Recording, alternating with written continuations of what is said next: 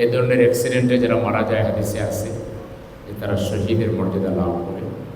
সেই হিসেবে যারা চলে গেছেন তাদের মা বাবা, তাদের আত্মীয় স্বজন এই ভেবেই সান্ত্বনা পেতে হবে যে আমার সন্তান হয়তো আরও কয়েক বছর পরে মারা যেত, কিন্তু আগেই মারা গিয়েছে এবং আমার জন্য সে জান্নাতের সুপারিশ করবে।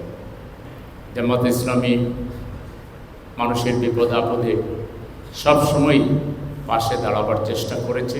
বিশেষ করে জামাতের আমির ডক্টর শফিকুর রহমান সাহেব এই ব্যাপারে অগ্রণী ভূমিকা রেখেছেন। এখনও তিনি, আপনারা জানেন যে কিছুটা অসুস্থ আছেন, তারপরেও কালকে শোনার পরে তিনি কোনো রাজনৈতিক ফায়দা হাসিলের জন্য আসেন না। রাজনৈতিক ফায়দা আরও বহুভাবে নেওয়া যায়। তিনি এসেছিলেন যে চিকিৎসার পর্যাপ্ত ব্যবস্থা আছে কিনা, এখানে আর কিছু করতে হবে কিনা, কিন্তু তারা জানে না যে রাজনৈতিক নেতৃবৃন্দের সকল সিচুয়েশনে ভূমিকা রাখতে হয়। এটা ঠিক যে তাৎক্ষণিকভাবে ওখানে একটা ভিড়, এটা তো সাধারণ মানুষের ভিড় থাকে। একটা ঘটনা ঘটলে আহত পরিবারের লোকেরা, অভিভাবকরা, গার্জিয়ানরা যায় এবং যেতেই পারে, এবং সাথে অন্য মানুষেরও যায়। সেখানে রাজনৈতিক নেতৃবৃন্দ থাকলে শৃঙ্খলার জন্য এবং যে কোনো আরও দুর্ঘটনা এড়াবার জন্য এটা সহায়ক হয়। এই রাজনৈতিক জ্ঞানটা তাদের নাই। সুতরাং এই জাতীয় বাড়াবাড়িমূলক কার্যক্রম আপনারা বিগত ফ্যাসিবাদ বিরোধী আন্দোলনের যখন চূড়ান্ত পর্যায়ে ছিল, আপনারা তখন অসহায় ছিলেন। এদেশের দায়িত্বশীল রাজনৈতিক দল হিসেবে জামাত ইসলামী আমরা মানুষের বিপদের সময়, যে কোনো ধরনের বিপদের সময় মানুষের পাশে থাকি। সেই সুযোগ অনেকেই পেয়েছে। সেজন্য কথাবার্তা বলার আগে যথেষ্ট হিসাব নিকাশ করে চিন্তা ভাবনা করে বলাটাই দায়িত্বশীলতার পরিচয়।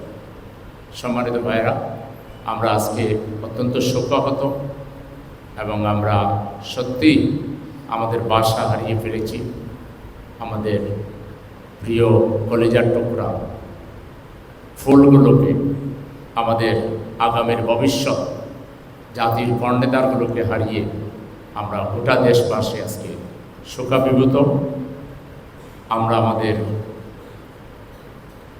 অন্তরের অন্তঃস্থল থেকে হৃদয় নিংড়ানো ভালোবাসা, শ্রদ্ধা আমাদের সেই শহীদ শিশু কিশোর শহীদদের প্রতি নিবেদন করছি। তাদের মা বাবা, তাদের আত্মীয় স্বজনকে, শিক্ষক শিক্ষিকাকে এবং তাদের বন্ধুবান্ধব যারা আছে সবার প্রতি আমরা গভীর সমবেদনা জ্ঞাপন করছি। আর যারা এখনও বেঁচে আছেন, আল্লাহ তাআলা যেন তাদেরকে পুরোপুরি শেফা দান করেন, আল্লাহর কাছে সেই তৌফিক কামনা করছি। জামাত ইসলামী ঢাকা মহানগরী উত্তরের সর্বস্তরের দায়িত্বশীল এবং জনশক্তিদেরকে এই ঘটনা পুরোপুরি আমাদের শিশুরা পুরোপুরি সুস্থ না হওয়া পর্যন্ত, ঘটনার পুরোপুরি রেশ কেটে না ওঠা পর্যন্ত যে ধরনের সাহায্য সহযোগিতা দরকার, রক্ত হোক কিংবা ডাক্তার হোক, ঔষধ হোক, যে কোনো ধরনের সহযোগিতা করার জন্য 100% আমাদেরকে প্রস্তুত থাকতে হবে এবং আমাদেরকে মানবতার কল্যাণে, বিশেষ করে বিপদগ্রস্ত দুর্ঘটনার শিকার আমাদের এই পরিবারগুলোর পাশে দাঁড়িয়ে আমাদেরকে নৈতিক শক্তি যোগাতে হবে।